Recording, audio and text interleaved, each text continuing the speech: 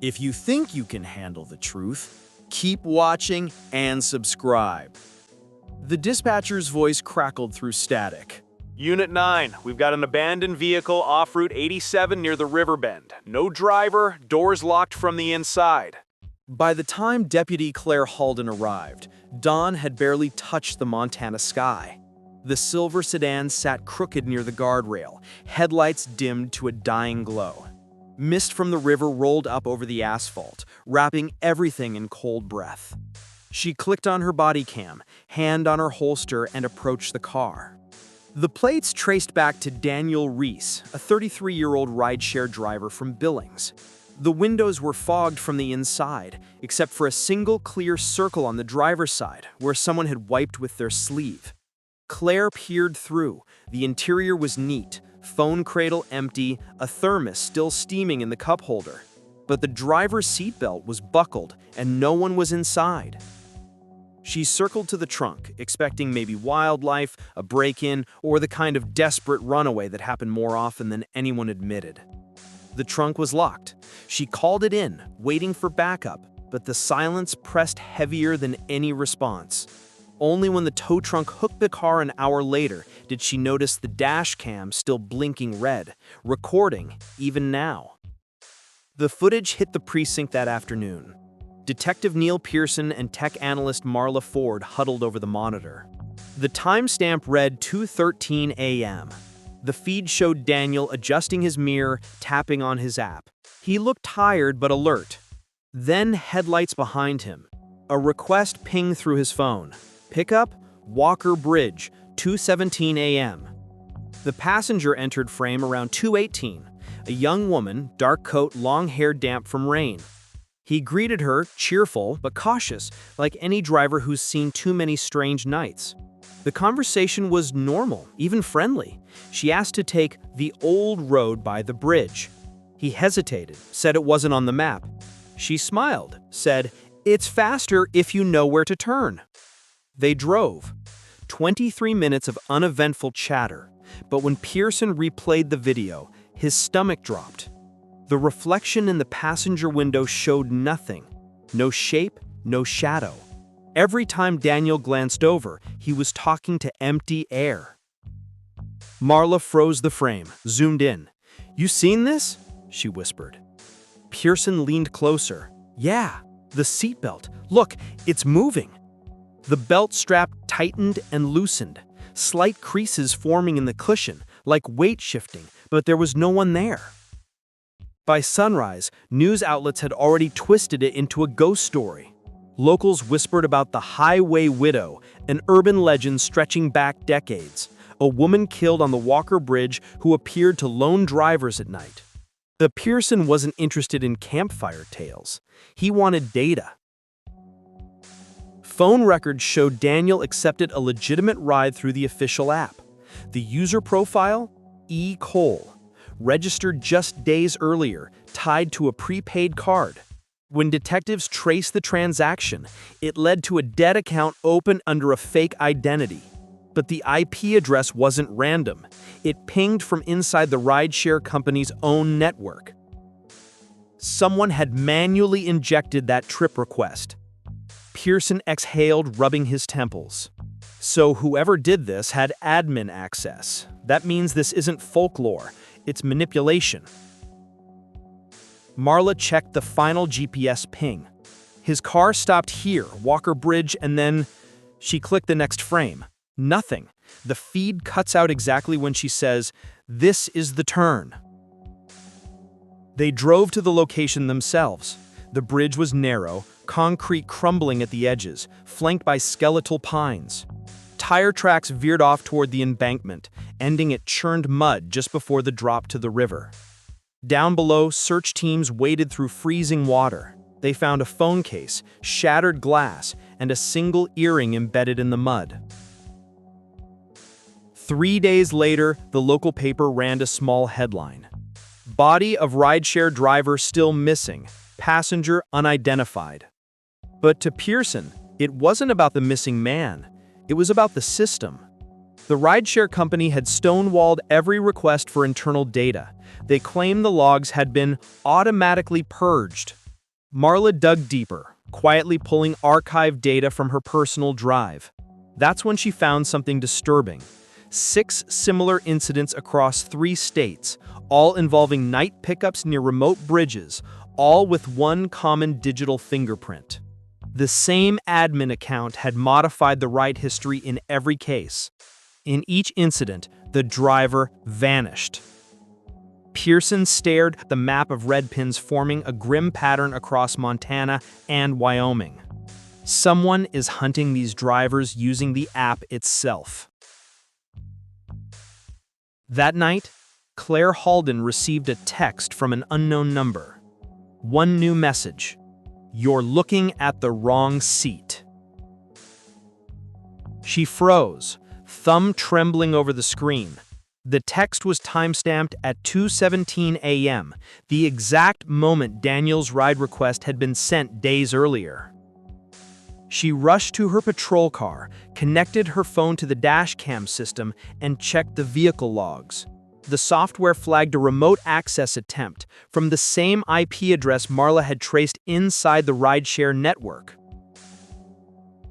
She called Pearson, voice shaking. "Whoever's behind this, they just accessed my dashcam." By morning, her patrol unit was gone, found abandoned near the same riverbank, doors locked, keys in the ignition. And on the passenger seat, a printed photo of Daniel Reese, smiling beside a blurred figure no one could identify. Across the bottom, in black marker, it read, "She said take the bridge." When detectives finally opened the trunk of Daniel's car, they expected evidence. Instead, they found something else entirely. Another phone, recording since the night he vanished. The video began with static, a faint hum of rain on metal. Then Daniel's voice, nervous, trembling, whispering like someone who didn't want to be heard. "If anyone finds this, I didn't crash. She told me to drive here. I thought she was just drunk or scared, but she knew my name before I said it. She knew where I lived." Detective Neil Pearson paused the playback, staring at the blurred image of Daniel's face illuminated by dashboard glow. It was 2:24 a.m., according to the timestamp, less than 5 minutes before his car was discovered near the bridge. Marla leaned forward, expression tight. "This isn't dashcam footage. It's from his personal phone. Look, he mounted it facing the windshield. He was recording the passenger seat." Pearson frowned. "Why?" She unmuted the next section. "You said you needed to get to the bridge," Daniel murmured. In the clip, "Why the bridge?" A pause. Raindrops on glass. Then a woman's voice, soft, calm, deliberate. "Because that's where they stopped me." Marla froze the frame again. The seat beside Daniel appeared faintly indented, like someone leaning forward. But the video resolution collapsed into grain the moment the voice spoke. It wasn't compression, it was interference. The data log showed deliberate frame corruption. "Someone edited this after he disappeared," Marla whispered. "Someone inside the system." Back at the station, Sheriff Glenn Harker slammed a folder shut. "We're chasing digital ghosts. You two are wasting time on nonsense when a man's probably in the river." Pearson didn't flinch. "Sir, there's evidence of a company insider fabricating rides. Someone used the admin backend to lure drivers to isolated locations." Harker sighed, rubbing the bridge of his nose. "You're talking about sabotage? Inside a billion-dollar tech firm? They'll bury you before they admit fault." Marla glanced at Pearson. "That's the problem. They already are." She pulled up an internal email leak from an anonymous source, a rideshare data specialist in Seattle. It included logs of phantom ride incidents flagged months earlier, but deleted under an internal project tag, EC Protocol. EC. E-Cole, the fake passenger name. The sheriff's skepticism faltered. So it's not one ghost story, it's a network exploit. "Not just that," Marla said. "Whoever's doing it knows law enforcement response times, GPS blind zones, even dispatch frequencies. This isn't random, it's calculated." That night, Pearson drove back to the Walker Bridge alone. The rain hadn't stopped. His headlights cut through sheets of fog like pale knives. He parked where Daniel's car had been found and stepped out, boots sinking into the mud. The river below hissed with white noise. Then, a faint click. He turned. A red LED blinked from beneath the guardrail. A small waterproof camera bolted to the metal. Someone had been filming the bridge before Daniel vanished. Pearson pried it loose and pocketed it. When he returned to his cruiser, another sound caught his ear. The crunch of gravel under slow, deliberate footsteps. "Hello?" he called, hand hovering near his weapon. No answer. Just the wind, and then, faintly, from across the fog, a ringtone, a slow, haunting melody echoing from somewhere beneath the bridge. Back at the lab, the recovered camera revealed fragments of footage. First, passing headlights. Second, Daniel's car pulling over. Then a glitch, the lens shaking as if someone bumped it. Marla enhanced the audio. There was a muffled shout, Daniel's voice, then another sharper, commanding tone. "Get back in the car, Reese!" It wasn't the woman. It was a man. Marla's pulse quickened. Wait. Who the hell is that? Pearson cross-referenced the voice with archived dispatch recordings. The match was 94% accurate. It belonged to Sheriff Glenn Harker. Pearson froze. That can't be right. By the next morning, Harker's office was empty. His phone disconnected. The department's server logs were wiped overnight. When Pearson checked his own files, the recovered footage from the bridge was gone, replaced with a single audio file labeled EC_return.wav. He played it. Static. Then a voice, female, cold, almost whispering through the hiss. "You shouldn't have gone back there, Neil." He shut his laptop and locked it in evidence. Marla tried to reach him later that night, but he didn't pick up. When she traced his location using the department's tracker, it pinged back a familiar coordinate, Walker Bridge. She drove there herself. The scene was eerily familiar. His car idling by the guardrail, driver's door ajar, rain pouring through the open window. The dashboard was still recording. Pearson's voice came faintly through the speaker. "Marla, if you find this, check the admin log. It's not E. Cole, it's initials, EC." Then static. She opened the glove box, hands trembling. Inside lay a company-issued ID badge, still wet from the rain. It read, Elaine Carter, Senior Operations Manager, Rideshare Technologies. Status, terminated, March 14th. But the date sent chills through her spine. Daniel Reese had vanished on March 14th. When Marla returned to the precinct, she found an email in her inbox. No subject line, no sender. Just an attachment named EC_log_03.mp4. She hesitated, then pressed play. The image flickered to life, grainy night vision of a woman sitting in the passenger seat of a car staring directly into the lens. She was alive, calm, almost expectant. If you're watching this, then he's already gone. You keep chasing ghosts, but they're not ghosts at all. They're tests. They want to know how long before someone notices when a person disappears from the system. Daniel was just the first who recorded it. Marla whispered, "Who's they?" The woman leaned closer, eyes like hollow glass. "Check your dashboard camera, Marla." The video cut to black. Marla froze, realizing her own patrol unit was parked right outside, engine off, windows fogged, and a faint red light blinking on the dash. She stepped outside slowly, rain running down her face. The cruiser sat silent. When she opened the door, her stomach dropped. Her dashcam was indeed on, recording. On the screen, a single message appeared in white text overlaying the live feed. Next passenger, Marla Ford. The camera clicked off. The precinct was quiet when dawn broke over Billings. Too quiet. No chatter, no phones, just the hum of the ceiling lights and the echo of rain dripping from boots left at the door. Detective Marla Ford stood at her desk, soaked, trembling, clutching the hard drive she'd ripped from her cruiser's dashcam. She'd driven straight from Walker Bridge without stopping, because the last thing she saw on her screen was her own name in white text, and just below it, the phrase that made her blood run cold: passenger located. Marla powered on her workstation and slotted in the drive. The footage opened instantly, as though someone had already queued it up. It began at 3:17 a.m. The camera showed her sitting behind the wheel, eyes blank, hands tight on the steering wheel. But she didn't remember filming it. She didn't even remember driving.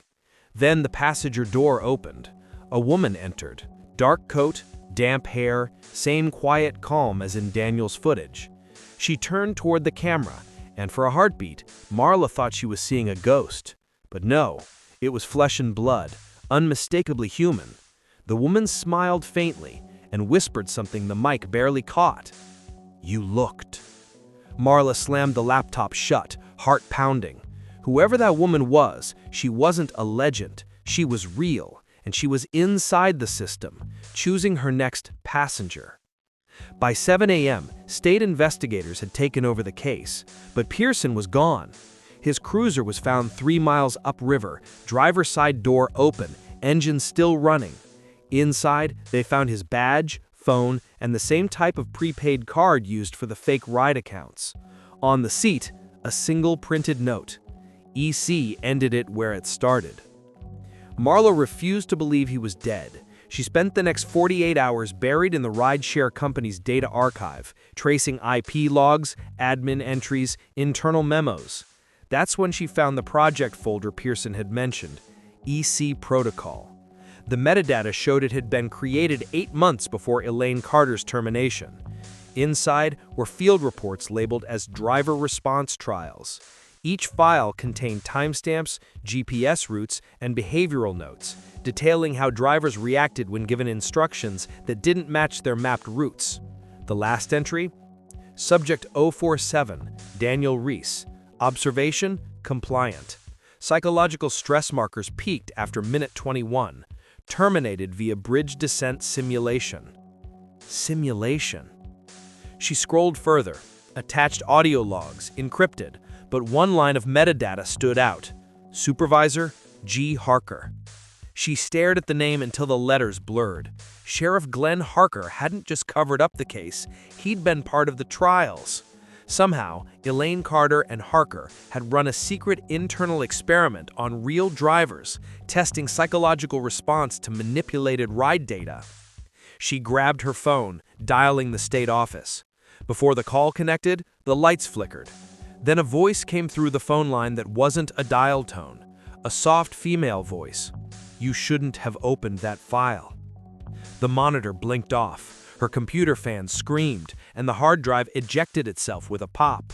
The entire precinct went dark. From somewhere in the building, a ringtone echoed, the same melody Daniel's car had played the night he vanished. By the time backup arrived, the network had been wiped. Every file related to EC Protocol, gone. The logs, the evidence, even Pearson's body cam data erased remotely. Only one piece remained, a printed manifest of terminated employees. Elaine Carter's name was there, but next to it, a second one caught her eye. Glenn Harker, status, reinstated under contractor ID EC02. Her breath caught. He wasn't missing, he was working for them again. The next morning, she drove to the old rideshare operations hub on the outskirts of Helena, a concrete complex long since abandoned after the company's rebrand. The parking lot was overgrown, windows boarded, but the front door had been forced recently. She stepped inside, flashlight cutting through dust and hanging cables. Server racks lined the walls, humming faintly. A single terminal still glowed in the darkness. On the screen, an interface she'd seen before, the dispatcher console. Ride requests, driver IDs, passenger notes. And at the top, current trip, M. Ford, active. Her hand shook as she scrolled through the feed. The live map showed her exact location inside the building, a blinking dot. Behind it, a second dot moved closer. She turned, beam of her flashlight cutting across the hall. Footsteps, then a shadow at the far end, tall, deliberate, familiar. "Harker," she said quietly. He stepped forward, soaked trench coat, face half lit by the computer's glow. His eyes were hollow. "You shouldn't have come, Marla. You were part of it." He nodded slowly. "You think this was about killing drivers? No, it was about predicting them. The system learns fear. What you do when you realize you're being watched. Elaine started it. I kept it alive." He moved closer. "You made yourself part of the test the moment you opened that file." She raised her weapon. "End it." But Harker only smiled. It already ended. A blinding light flooded the room, screens flickering to black, replaced by a live feed of a dashcam view. Marla recognized it instantly. It was her cruiser, parked outside, engine idling. On the passenger seat sat her own phone, recording. The screen text changed. Passenger confirmed. The lights cut out. When state troopers arrived hours later, they found the building empty. The computer logs were clean, floors undisturbed, except for Marla's badge lying near the server rack. Her cruiser was discovered several miles away, on the same stretch of Walker Bridge where Daniel Reese vanished. Inside, a phone played one final audio clip. "Test complete. Subject compliant. Uploading pattern to database." Then silence. On the passenger seat rested a photo. 4 faces: Daniel Reese, Sheriff Harker, Elaine Carter, and Marla Ford. A handwritten note below it read, "They were all passengers. So are you." If you thought this one was wild, wait for the next. Subscribe before the next passenger gets picked up.